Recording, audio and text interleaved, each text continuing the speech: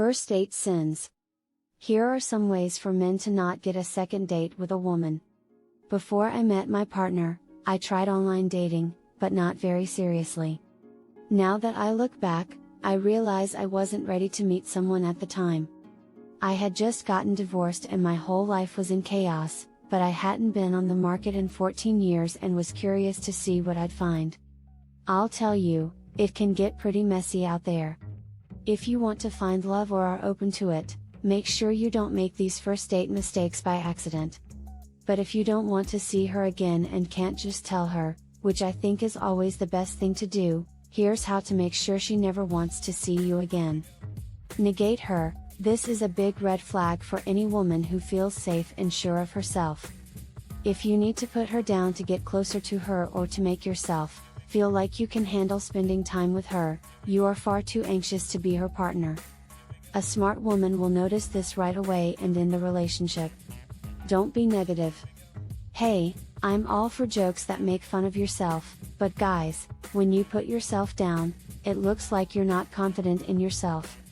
It sounds like you want her to always be your biggest fan before she's even gotten to know you. That's a lot of stress to put on someone you don't know. Talk about yourself and how you'd answer questions you've asked her about herself. When I was online talking with one guy, we talked about string theory, quantum physics, and possibilities. It was a very interesting conversation that blew my mind. I was curious about how our talk would go when we met in person. He started talking about the same things we had been talking about before. He asked me what I thought about lucid dreaming, then cut me off to tell me about his most recent lucid dream. He then moved on to a story about meditation. He asked me if I meditated, but before I could answer, he started telling me about some of his recent trips. After 38 minutes of him asking me a question and then talking over me before I could finish my answer, he stopped talking and asked me what I thought. I wanted to say, I think you're your most interesting date, and it doesn't matter who you're with, but I didn't.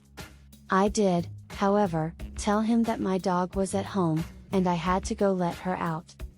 As we left the bar, he told me he was disappointed that the date didn't go as well as he'd hoped, and he didn't know why because I was more beautiful in person than in my photos, as if that was the only thing that counted. Give her praise behind her back. See the last line above for an idea of what this might look like. Backhanded praises are almost as bad as being mean to her. If it's just a bad word choice, fix it. We all have trouble with our words now and then. Simple, sincere, and direct praise goes a long way. Give her compliments so often and so much that she feels like an object. We all want to feel beautiful to the person we're dating, but there's a big difference between feeling like they want us and feeling like they're just adding us to their collection. Gentlemen, real praise or two will do. Bonus points ×3 if it has nothing to do with how she looks. Find out what she likes to do and say something nice about it. Or don't, since this is an introduction to how to lose a second date. Don't ask her any personal questions. When we're getting to know someone, we want to feel like they're interested in who we are, not just how we look. On a first date, nerves are high, but asking her questions shows that you're interested in her. One of the best things to ask on a first date is, what makes you ecstatically happy? Also good or silly questions that are meant to find out not just what she thinks but also how she thinks. If you had one superpower, what would it be and why? Ask her so many questions that she feels like she's being interviewed for a job. I once heard what I thought was a job interview, but it was at 8 p.m., which seemed strange to me. The guy kept asking questions as if he had a stack of note cards in front of him, and he barely stopped to listen to what she had to say. I didn't like it when he started asking his date about her life goals, her past relationships, and how many kids she would like to have someday. Hey, I'm not judging. Maybe that was a good way for them to get along, but first dates are usually a time to keep things light and fun. Save the tough questions for later in the relationship, and even then, don't ask them all at once. Instead, ask a few of them here and there. Let the talk flow on that first date. Don't look at her, instead keep looking around the room. This says, I'm not interested. If you're not interested, that's fine. Just tell us that while you value our time, you don't feel a connection, and then let us go so we can go see our friends or go home to our dog, Cozy Pants, and Ted Lasso Marathon. Either is better than spending time with someone who is not happy to be there. Make out with a waitress or another woman right in front of her. This is a very rude thing to do. If you're with her, you should be with her. Tell her if you're not interested. Trust me, we'll be fine. You can tell us you're not interested without being rude or trying to pick up someone else right in front of us. Also, don't use the fact that you're a nice person as an excuse. I have a warm, bubbly personality, and even though I think of myself as friendly, I know that sometimes it comes off as flirty. But if you like your date, you should save the attention and flirty moves for her. Make fun of her interests, loves, or hobbies. Everyone has something that makes them different from everyone else. You don't have to like what she likes. But we get worried when someone makes fun of us or ignores what we love to do. So, you don't know what rock climbing is? Instead of making fun of the time she spends scouting ways up the rock face, ask her how she got into it or what she likes about it.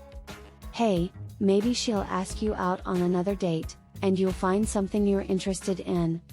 Change the place of your meeting several times at the last minute, and then blame her for making things confusing. This did happen. It was a bit of a last-minute meeting since I was planning to go to a friend's birthday party later that day and then walk my dog in the sun.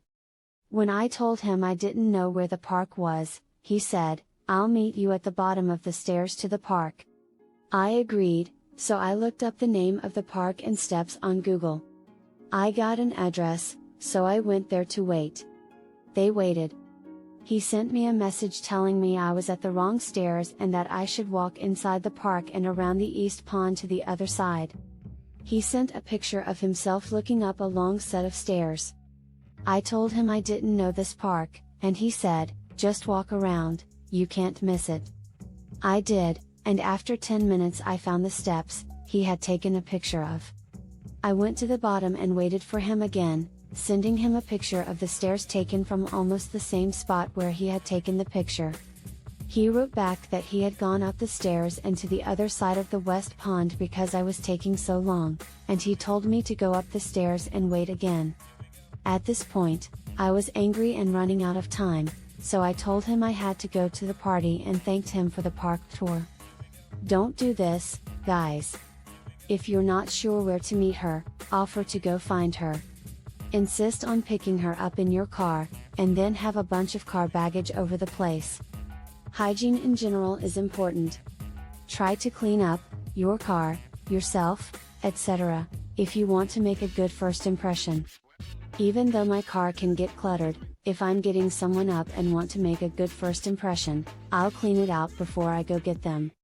I once agreed to go out with a guy who had so much trash, crumpled McDonald's wrappers, empty Lay's potato chips bags, gas station receipts, etc., that I probably should have seen it for what it was, sloppiness. Also, who would pick plain Lay's potato chips when there are Doritos? Act like it's a boat race and try to drink more soda water than her on the date. When I was in college, there was a drinking game called Boat Race where two teams of people would line up and try to drink their beer as quickly as they could. The next person on the team couldn't start drinking until the person before them had done and turned their cup upside down. I went on a date with a guy who drank 3 drinks in 45 minutes while I was still sipping my soda water. When I pulled out my credit card to pay for my soda so I could leave, he told me that independent women could pay half the price. In hindsight, I think he was just trying to get me to pay for his drinking problem, but it was a cheap lesson. Be calm on a first date. Keep talking about your ex-girlfriend and how all the women you've dated are crazy killers. We know that your last relationship hurt you, and we're sorry. Everyone has scars. But when someone goes on and on about their ex, or exes, we think they aren't over her yet and still need to work through things. If you go out of your way to tell us how crazy all your exes are, We usually just think that since you're the one thing they all have in common, you're the wild card. Either you don't choose women who are good for you, or you play them for fools until they go crazy. We don't want anything to do with that, no matter what. Get too close before you've both shown interest and agreed to it. We know it's not all guys, though. But almost all of us have had enough bad luck to know that enough is enough and that we should always be aware of our surroundings and the vibe we give off. Please, please, please don't try to speed up or force sexual closeness before getting permission to do so. If you want to kiss someone, look them in the eyes first. Maybe look at her mouth and then back at her eyes. Then again, her lips. Check to see if she likes you back. Move about 80% of the way there, and then let her catch up. There's something very attractive about a man who is sure of himself enough to let her know he likes her but has enough self-control to hold back a little.